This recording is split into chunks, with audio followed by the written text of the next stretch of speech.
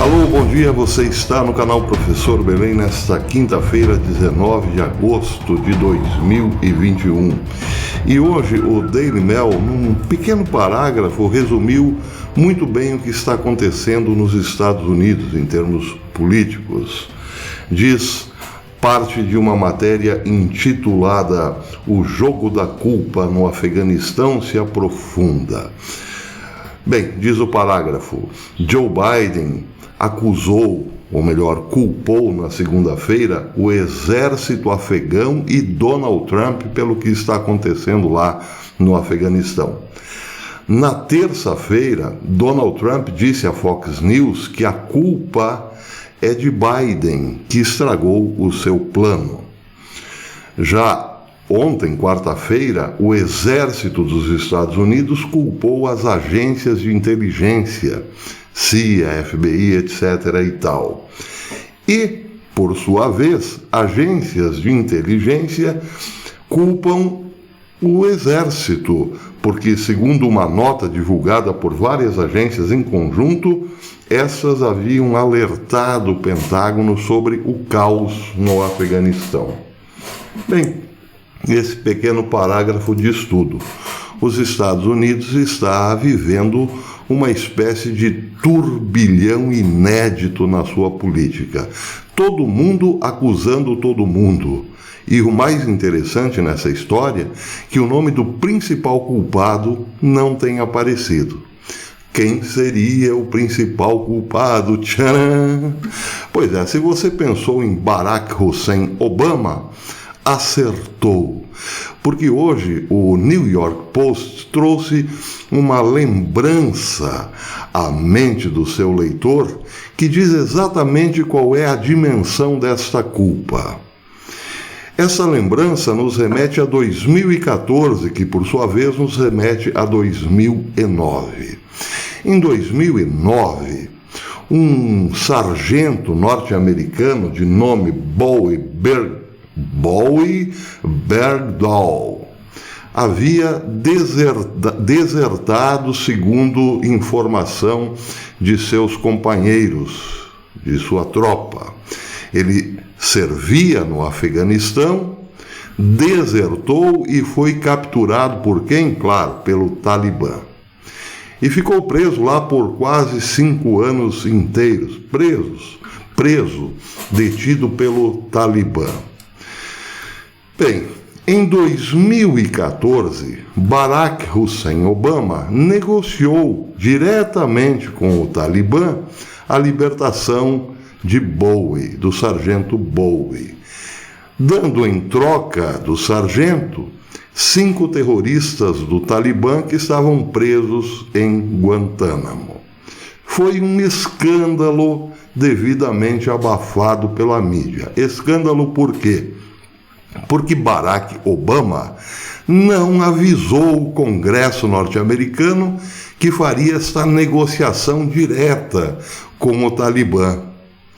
Bem, o Congresso pautar-se-ia pelo seguinte lema: com terrorista não se negocia. Daí porque Barack Obama passou por cima do Congresso, negociou a libertação de um sargento em troca de 5 terroristas diretamente com os líderes do Talibã. Bem, parece, ao que tudo indica, que o Pentágono também não havia sido informado desta negociação direta, ou melhor, as Forças Armadas. Alguns líderes do Pentágono, sim, porque participaram da negociação. Mas as Forças Armadas como um todo não ficou sabendo e, quando soube, não gostou nem um pouco da história, porque também pautar-se-ia pelo lema: com terrorista não se negocia. Ainda mais trocando 5 terroristas por um suposto desertor. Não daria para o sargento Bowie. Mas tudo isso foi feito à revelia do próprio Congresso. Eu tenho aqui a matéria explicando tudo isso, publicada no dia 5 de junho de 2014 pelo G1, aqui o informativo G1 da Globo, que replicou uma matéria publicada num dia anterior, no dia 4 de junho de 2014, da agência Reuters, diz a matéria. O secretário de Defesa dos Estados Unidos, Chuck Hagel, disse que a decisão de firmar um acordo com o Talibã para a libertação do sargento Bowie Bergdahl foi unânime na Casa Branca, já que se considerava que a vida do soldado estava em perigo. Esse soldado, esse sargento Bergdahl, foi entregue às forças de operação especiais dos Estados Unidos no Afeganistão no sábado, naquele mês de junho de 2014, depois de 5 anos de cativeiro, em troca da transferência para o Catar de 5 líderes do Talibã que estavam detidos na prisão de Guantánamo, em Cuba. A medida provocou críticas de alguns congressistas que ficaram irritados pelo fato do governo do presidente Barack Hussein Obama não os ter alertado antecipadamente. Ao mesmo tempo, ex-colegas de Bergdahl no exército acusam-no de ter sido capturado depois de desertar. Bem, deveria ser um escândalo, mas como disse, isso tudo foi meio que abafado na época na mídia norte-americana, porque não se podia macular a imagem de Barack Hussein Obama. O fato concreto, 5 terroristas de alta periculosidade do Talibã tiveram ficha limpa. Foram libertados de Guantánamo e rumaram para o Catar, para lá trabalhar numa agência do Talibã. Claro que as agências de inteligência americanas sabiam que esses 5 terroristas estavam no Catar vivendo numa boa. E lá conseguiram planejar, muito bem planejado, diga-se, vários atentados no próprio Afeganistão, como agora a tomada de Cabul. É verdade, eles tiveram vida tranquila, nunca mais foram importunados. Bem, a matéria é interessante porque o Post revelou que entre os terroristas que foram libertados naquela desastrosa negociação estava o senhor Kirullah Kirkuwa. Quem é Kirullah Kirkuwa? É um dos líderes hoje da tomada de Cabul. Aliás, foi ele quem negociou com as tropas americanas a invasão da capital por parte do Talibã. E foi para ele, praticamente, que as tropas americanas foram abandonando blindados, armas pesadas e assim por diante. Gostou dessa? Barack Hussein Obama, intencionalmente ou não, libertou um dos líderes desta atual tomada de poder do Afeganistão, em troca de um desertor. Pois bem, Barack Obama não aparece entre os culpados de toda essa história. Mas o pior ainda está por vir. Barack Hussein Obama é quem de fato está dando as cartas na Casa Branca. Aliás, dizem, Biden está para cair. Parece que o processo de impeachment de Biden já é algo concreto hoje dentro dos 2 grandes partidos, republicano e democrata. O que só favoreceria Barack Hussein Obama, porque afinal, Biden é senil. Não sabe, na maioria das vezes, onde está e não faz a menor ideia do que está acontecendo. Mas era preciso substituir Donald Trump às pressas por qualquer um, ainda que fosse por Biden. Ou melhor, ainda que fosse por um Biden senil, que pudesse ser, sim, manipulado à vontade. Bem, agora que Biden já não interessa mais a ninguém, ele será descartado e, em seu lugar, assumirá alguém ainda mais leal a Barack Hussein Obama, a senhora Kamala Harris. Gostou dessa? Pois é.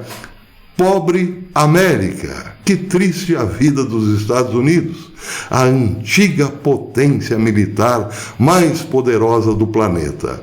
Hoje não passa de um pastelão a serviço da China.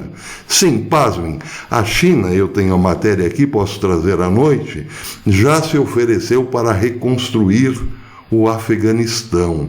Ela tem interesse, claro, nos minérios do Afeganistão e pode, muito bem, estar por trás desse caos lá no Afeganistão, ou pelo menos na espera, como eu disse num dos vídeos anteriores, de receber tudo numa espécie de saudão depois do caos. A quem serve realmente Barack Hussein Obama? Ora, você ainda tem dúvidas? Muito bem. Em relação a Donald Trump, ele tem sim culpa nessa história, porque por conta de sua fraqueza, ou melhor, por conta de sua ingenuidade em relação ao jogo da esquerda, ao jogo do Partido Democrata, fez com que aquilo que estava pendente para um segundo mandato voltasse-se contra ele. Entre as coisas pendentes para um segundo mandato estava o enfraquecimento do Irã, pelo menos em termos militares e regionais. Também o fim de grupos terroristas como Hezbollah, Jihad Islâmica Palestina, Hamas e o próprio Talibã, sem falar no Estado Islâmico. Mas tudo isso Donald Trump resolveu deixar para um segundo mandato, só que não deu. E por que não deu? Porque uma das principais promessas de Donald Trump não foi cumprida. Lembram qual era uma das principais, ou se não, a principal promessa de Trump? Drenar o pântano. Trump fez vistas grossas para o pântano. Achou muito difícil incriminar Hillary Clinton, a família Clinton, e tinha provas suficientes, por exemplo, da ligação dos Clinton com grupos como este aí, o Talibã, com redes de pedofilia, etc, etc e tal. Na campanha, Trump disse: eu te colocarei na cadeia. Depois fez vistas grossas. Também deixou para lá toda esta, digamos assim, articulação de que Barack Obama era capaz e já havia participado no passado, porque pesavam sérias dúvidas sobre a lisura e também a autenticidade da certidão de nascimento de Barack Obama, sem falar que ele também era suspeito de estar envolvido com o Estado Islâmico. Tudo isso Trump deixou para lá. Mas pior, não deu nenhuma força, nenhum apoio para os militares linhaduras que poderiam lhe ter garantido, pelo menos, investigar as fraudes eleitorais. Eu já falei sobre isso. Ele não quis dar poder ou poderes à turma de John Bolton. Linha dura, um Melcon linha dura. Não queremos isso porque pode respingar nas eleições. O que Bolton queria? Simples. Bolton queria levar a sua turma para dentro do Pentágono, trazer de volta os linhaduras, os militares linhaduras que tinham sido afastados durante a era Obama. E Bolton foi muito claro, ele disse: você não pode governar sem a tua turma. Se você governa com a turma do inimigo, você será engolido pelo inimigo. A gota d'água para Bolton rebelar-se definitivamente contra Donald Trump foi a recusa do presidente, então, de atacar o Irã. Bolton daí jogou a toalha. Ele disse: não dá, com Trump não dá. Ele não entendeu como as coisas funcionam. Ele acha que, ajeitando a economia dos Estados Unidos e não entrando em guerra nenhuma, está tudo ok, seu segundo mandato está garantido. Está errado. Pois é, parece que John Bolton tinha razão. A economia que revolucionou a América não serviu para um segundo mandato, porque, como diz o ditado, o inimigo não joga dentro das quatro linhas. Deu, quem sabe, até mais armas ao inimigo, porque encontrou na Casa Branca um cofre cheinho de dólares. Bolton parece, sim, de fato, tinha razão. E é claro que Donald Trump tem parcela de culpa, sim. Foi fraco ou foi ingênuo? E agora o mundo inteiro está pagando o preço. Tem gente que está dizendo, Trump vai voltar, Trump vai voltar. Pode até ser, mas primeiro é preciso encerrar o mandato de Barack Hussein Obama. Até depois.